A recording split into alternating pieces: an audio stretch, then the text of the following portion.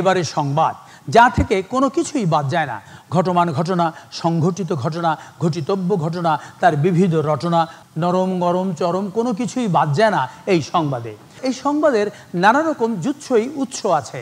সেই উৎস নিয়েই উৎসাহের সঙ্গে সাক্ষাৎকার দিচ্ছেন একজন সংবাদকর্মী প্রার্থী। টিভি, অনলাইন আর সোশ্যাল মিডিয়াতে সংবাদ, এসব সম্পর্কে ধারণা আছে তো? টিভি চ্যানেলের চাইতে অনলাইন মিডিয়া, বিশেষ করে ফেসবুক জার্নালিজমের প্রতি আমার ইন্টারেস্ট এবং অভিজ্ঞতা দুইটাই বেশি। তাহলে কি করে হবে? তাইলেই তো হবে। এখন তো অন্যান্য মিডিয়ার চাইতে ফেসবুকের সংবাদ অত্যন্ত ফাস্ট এবং বেস্ট।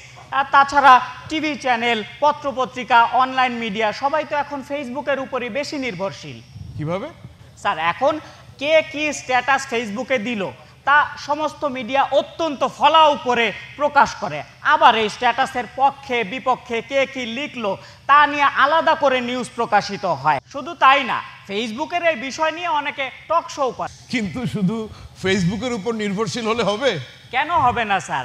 সরকারি অনেক খবরও তো আমরা এখন ফেসবুক স্ট্যাটাসের মাধ্যমে জানতে পারি। কিন্তু ফেসবুকে অনেক অসত্য তথ্যও তো দেওয়া হয়। যাদের স্ট্যাটাস দেখে নিউজ করা হবে, দায়িত্ব তো তার। অনেক অনলাইন মিডিয়া তো প্রমাণ হিসেবে স্ট্যাটাসের স্ক্রিনশটও দেয়। তাতে তো অনেক সময় সমস্যা হতে পারে। সমস্যা হলে তিনি নিজেই মুছে ফেলবেন, আপনার সমস্যা হবে না। বরঞ্চ আপনি এইটা নিয়ে আলাদা নিউজ করতে পারবেন যে বিতর্কিত স্ট্যাটাস হওয়ার কারণে স্ট্যাটাস মুছে ফেললেন অমুক, এক স্ট্যাটাসে 4-5টা নিউজ। তারপরও শুধু ফেসবুক নির্ভর হলে হবে না স্যার। ফেসবুক নিউজে আলাদা মজা আছে। আমাকে স্যার রাখেন।